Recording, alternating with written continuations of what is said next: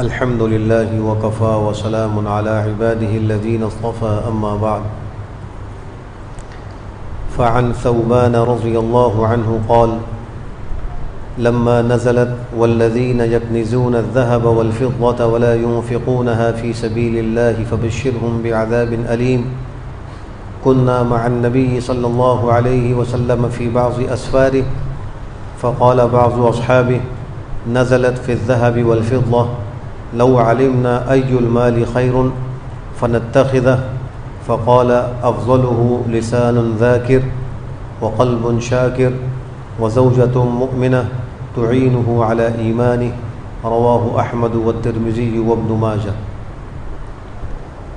حضرت ثوبان رضی اللہ عنہ سے مروی ہے کہ جب یہ آیت کریمہ نازل ہوئی والذین یکنزون الذهب والفضة، ترجمہ یعنی وہ لوگ جو سونے اور چاندی کو جمع تو کرتے ہیں اور راہ خدا میں خرچ نہیں کرتے تو ان کو دردناک عذاب کی خبر دے دیجئے۔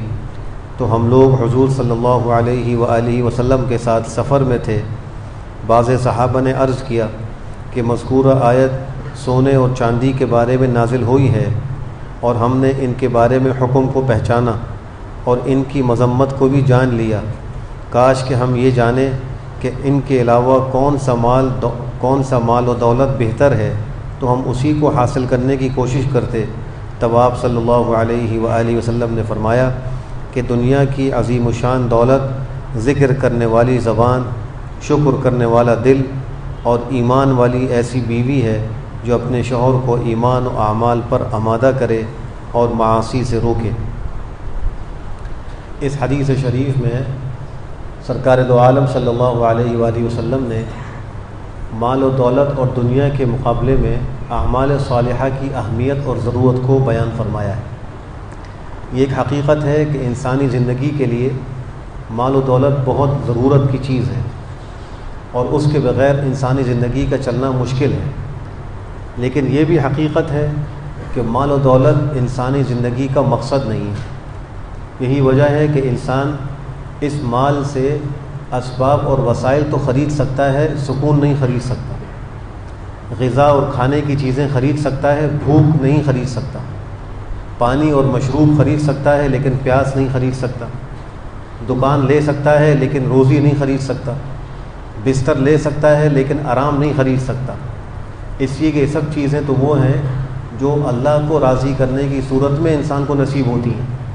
اگر مال و اسباب موجود ہوں اور اللہ کی رضا شامل حال نہ ہو، اعمال صالحہ نہ ہو، تو اسباب و وسائل کے باوجود انسان کو سکون اور چین نصیب نہیں ہوتا۔ یہ ایک حقیقت ہے، اور اسی لیے سرکار دو عالم صلی اللہ تعالیٰ علیہ وآلہ وسلم نے ایک اور حدیث میں یوں ارشاد فرمایا کہ یتبع المیت ثلاث یتبعہ اہلہ ومالہ وولدہ فیرجع اثنان ویبقى واحد، کہ انسان کا جب انتقال ہوتا ہے تو میت کے ساتھ تین چیزیں جاتی ہیں۔ انسان کا مال جاتا ہے اور اس کے اہل و عیال گھر والے جاتے ہیں اور اس کے اعمال جاتے ہیں۔ دو چیزیں واپس آ جاتی ہیں، ایک چیز اس کے ساتھ رہ جاتی ہے۔ جو واپس آنے والے ہیں وہ انسان کا مال و دولت اور اس کے اہل و عیال ہیں، اور جو انسان کے ساتھ رہ جاتے ہیں وہ انسان کے اعمال ہیں۔ اس سے معلوم یہ ہوا کہ اعمال صالحہ یہ ہماری زندگی کے لیے بہت ہی اہمیت کے حامل ہیں۔ صحابہ کرام کا ایک عجیب و غریب واقعہ ہے کہ کچھ فقراء اور مساکین صحابہ جو معاشی طور پر کمزور تھے، وہ پیغمبر صلی اللہ علیہ وآلہ وسلم کی خدمت میں حاضر ہوئے اور انہوں نے کہا کہ جو مالدار لوگ ہیں، زمیندار لوگ ہیں، وہ تو ہم سے آگے نکل گئے۔ آپ نے فرمایا وہ کیسے؟ انہوں نے کہا کہ ہم نماز پڑھتے ہیں وہ بھی نماز پڑھتے ہیں، ہم روزہ رکھتے ہیں وہ بھی روزہ رکھتے ہیں، لیکن وہ صدقہ اور خیرات کرتے ہیں ہم نہیں کر سکتے، وہ غلاموں کو خرید کے آزاد کرتے ہیں ہم نہیں کر سکتے، ان کے پاس مال ہے ہمارے پاس مال نہیں، تو وہ تو ہم سے آگے بڑھ گئے۔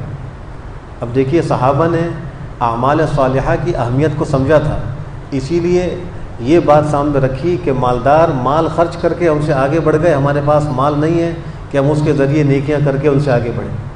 یہ نہیں کہا کہ ہمارے پاس مال زیادہ آ جائے اور اسباب زیادہ ہو جائیں، ان کو فکر تھی تو اعمال صالحہ کی فکر تھی۔ آپ نے فرمایا کہ میں تم کو ایسے کچھ اعمال بتلاتا ہوں، اگر تم ان کو کرو گے تو تم ان سب سے آگے نکل جاؤ گے، اللہ یہ کہ کوئی شخص وہی عمل کرنا شروع کر دے جو میں تم کو بتلا رہا ہوں۔